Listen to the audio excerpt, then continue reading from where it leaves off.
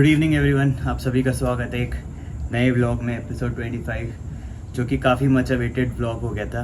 Because मैंने जैसे ही अपना लास्ट एपिसोड अपलोड किया, मुझे non stop DM YouTube comment section पे आने लगा कि IGRUA return, IGRUA return, IGRUA return and IGRUA return. मैंने कुछ लोगों को रिप्लाई ज़रूर किया, बट मैं सबको रिप्लाई नहीं कर सका। People who are at in this post, जिनके पास इतना ज़्यादा काम है, वो सबको सफिशेंटली टाइम नहीं दे पाते।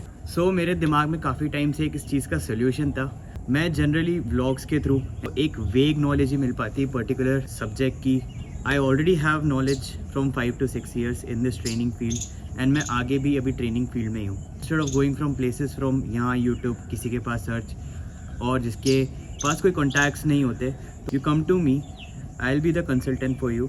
आई will provide you with all the solutions of your question, and मैं तुम्हारे क्वेश्चन काफ़ी डेप्थ में कवर कर पाऊँगा। This is me finally announcing officially my Pilot Sky Academy, which is basically a consultancy. आपको क्या करना है? This is my email, pilotskyacademy@gmail.com. इसमें you have to just email me your name, your contact details, and list of points that you need to consult me about. Then my team will immediately reply you. हम लोग एक time fix कर सकते हैं as per my schedule whenever I am free, through phone call or through video call, whichever suits, या कोई Webex की link. Will discuss the whole scenario और the things that you need to clear. कैसे flying school में जाना है, कौन से flying school will be best for you, certain scenarios की कौन से सब्जेक्ट्स के लिए कैसे प्रिपेयर करना है, कौन सी ग्राउंड क्लासेस को आप रेफर कर सकते हो फॉर गुड नॉलेज, या कोई पर्टिकुलर पेपर में you need help, consulting for a career path, अपने CPL के 200 के बाद कौन सी लाइन में जाना है और क्या प्रोसीजर रहता है, कितना कॉस्ट आता है। कंसिडरिंग माई नॉलेज कि मैं इस 5-6 साल से ट्रेनिंग फेज में हूँ और आगे भी रहने वाला हूँ, I can actually help you and give you a detailed exposure of the field. I can help you understand how actually the field works, how are the different stages. कोई reply नहीं कर रहा है, you can email me at my pilotskyacademy@gmail.com and I'll try my best to clear every doubt of yours as far as possible. बाकी जो मेरा vlogging है वो तो कंटिन्यू रहेगा। I'll still try to continue my question of the day and general aspects, जो भी मेरे को लगता है कि एक बहुत जेनरिक डाउट है, continue to do that in my vlogs. I just came back from flying evening time of the day. वही आज सुबह फ्लाई किया एंड एक्चुअली आज मेरी नाइट फ्लाइंग भी है। अभी थोड़ा सा टाइम मिला तो आई थॉट कि मैं थोड़ा सा व्लॉग कर लेता हूँ and then I'll go back for flying. So coming to the today's agenda of the vlog, IGROA written test. हम इस vlog को 5 सब्जेक्ट्स में डिवाइड करेंगे। Number 1 the physics, number 2 maths, then English, general knowledge GK, and lastly the psychometric questions. तो every subject के बारे में मैं तुम लोग को थोड़ा थोड़ा बताऊंगा एक्सपोजर कि क्या एग्जाम में आता है, किस टाइप के क्वेश्चंस आते हैं एंड किस क्वेश्चंस के अराउंड यूजुअली एग्जाम तुम्हें रिवॉल्व करेगा, ताकि तुम लोग को थोड़ा आइडिया हो सके। But overall when I speak about the paper फिर भी काफ़ी वास्ट वे में आता है, ऐसा कोई एक पर्टिकुलर जगह से नहीं आता। So you need to really have certain sense of knowledge कि जो तुमने 10th-12 में पढ़ा था वो तो आना ही चाहिए। Coming to the description of the paper, standard 2 घंटे का होता है, 100 क्वेश्चन आते हैं। ईच क्वेश्चन कैरी 2 मार्क्स और इवन 1 मार्क्स हो, इतना फर्क नहीं पड़ेगा। आखिरी में जो मेरिट लिस्ट निकलेगा, अगर उसमें लोग कम है तो marks can go down, but वो तुमको कभी पता नहीं चलेगा कि एक्चुअली क्या मेरिट लिस्ट बनी थी। To be on a safer side, try to aim for 70 question and I am sure अगर तुम्हारे 70 क्वेश्चन करेक्ट है तो you will get the written test complete. अभी गोल्डन आवर हो रहा था तो मैं अपने 10 के स्टेप्स पूरे कर रहा था। ऐसे कितना अच्छा लगता है ना, सिर्फ इवनिंग वॉक, वार्म से थोड़ा कूल वाला फेस चालू हो जाता है। इस नेचर में वॉक्स करना ज़रूरी है, इससे रियलिटी में आना भी ज़रूरी है। हम लोग फ़ोन्स और इंटरनेट की दुनिया में इतना खो जाते हैं कि हमें खुद ही नहीं पता कि हम अपनी रियलिटी से कब डिस्कनेक्टेड होते जा रहे हैं। Coming to the first subject physics. सिर्फ तुमको तो अपना 10th-12 का NCERT का पढ़ना पड़ेगा। ऐसे नहीं है कि तुम सारे सब्जेक्ट स्किप कर दो तुम्हें हो जाएगा। बेसिक लेवल ऑफ नॉलेज जो हम अपने 10th, 11th, 12 में पढ़ते हैं वो तो तुमको आना ही चाहिए। सर्टेन टॉपिक्स जहाँ पे यूजुअली क्वेश्चन फंसते और आते हैं, पहला होता है एक तो लॉज ऑफ मोशन। उसको जो भी न्यूटन के लॉज ऑफ मोशन है उसके फॉर्मूलेस, उसके थोड़े बहुत सम्स, वो प्रैक्टिस कर लो। And different definitions like work and displacement क्या होता है, वर्क डन क्या होता है, energy, power, torque and different kinds of energy, जो अपनी काइनेटिक एनर्जी उसके बारे में पढ़ लो, पोटेंशियल एनर्जी के बारे में पढ़ लो, थोड़े बहुत थर्मोडायनामिक्स के लॉज पढ़ लो क्या क्या होते हैं, उससे कभी कभी थियोरेटिकल क्वेश्चन आते हैं।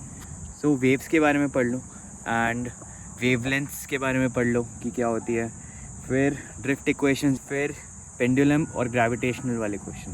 तो यूजुअली इनसे क्वेश्चन तो फंसते ही है, तो एक बार इन टॉपिक्स को भी आप एक बार गो थ्रू कर लीजिए for physics.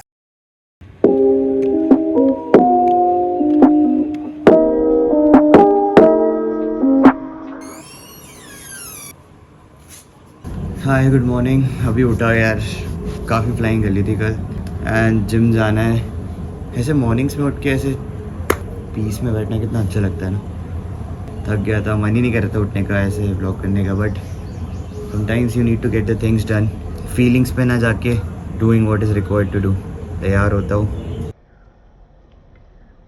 This thing about waking up early is mental freshness. एक बार ये वाला पार्ट ऑफ द दिन अगर तुमने कॉन्कर कर लिया तो आई पूरा दिन एकदम सही चले जाता है।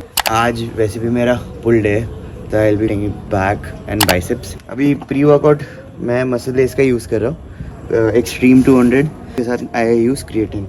Coming to the second subject, English.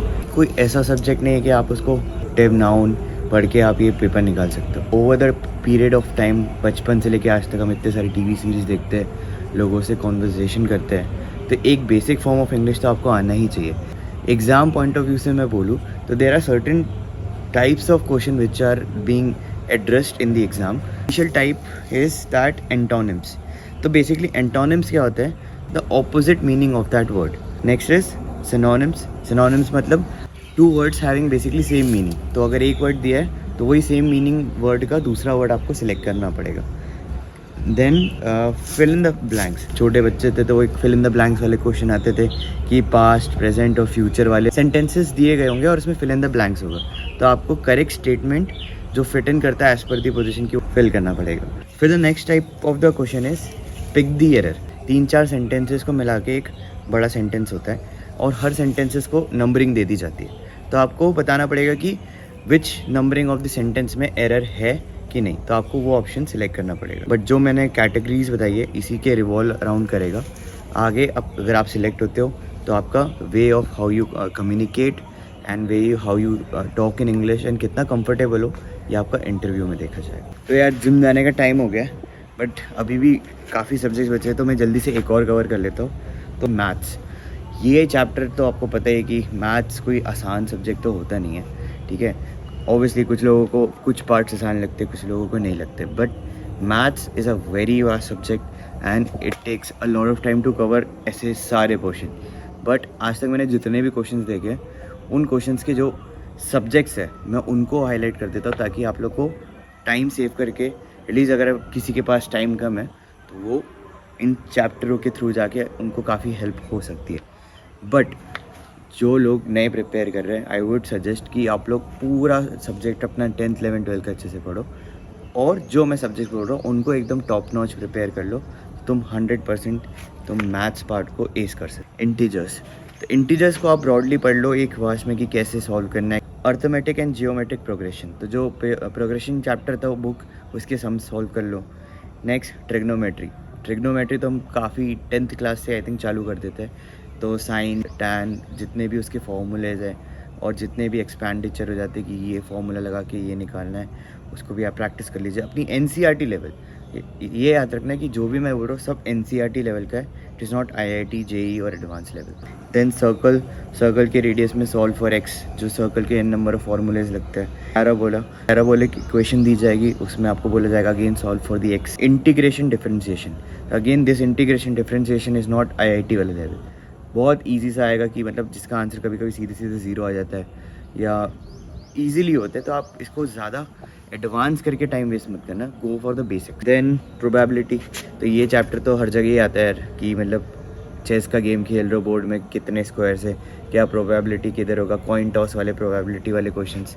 Then mean, mode and median, real numbers और परसेंटेज ऑफ नंबर, या इसका साइज़ इतना परसेंटेज इंक्रीज कर दिया तो आगे वाले परसेंटेज में कितना इंक्रीज होगा। तो ये बेसिक लेवल ऑफ सब्जेक्ट्स और एरियाज है which you can slightly focus more, but basics तो यस तुम्हारे क्लियर होने चाहिए।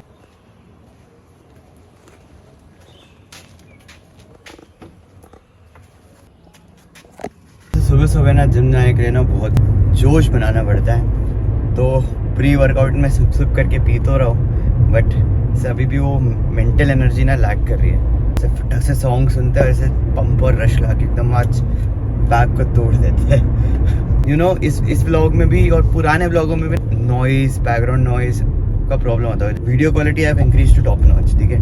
आई feel I have learn a lot of good videography and colour grading and audio में मैं अभी भी लैग कर रहा हूँ। I think maybe it's time for an upgrade. Let's C.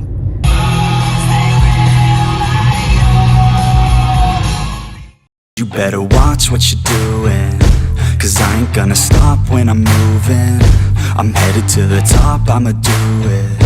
I'm headed to the top, I'ma prove it. And baby girl, I like what you're doing. Your body's out of sight when you're moving. You look just like my type, so let's do it.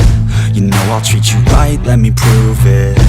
And I could go all night, I'm sick of being nothing. All right, I'm gonna be something. I'll fight with every breath, trust me. I'ma be the one at the top, you can't touch me.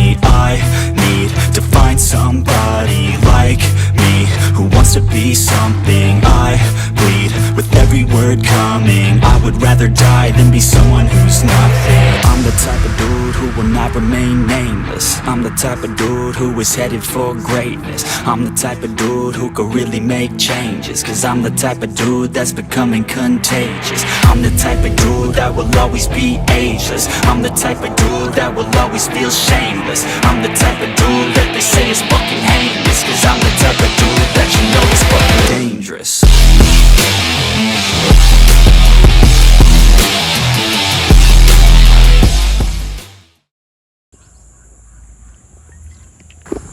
Complete your coding goals.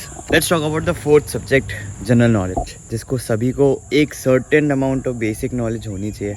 बस मैं तुम्हें ये बता सकता हूँ कि किस type के क्वेश्चन आए थे, ताकि एक तुम्हें एक्सपोजर हो। सबसे विच इज़ द ओल्डेस्ट वेदा, एक ये था, ठीक है।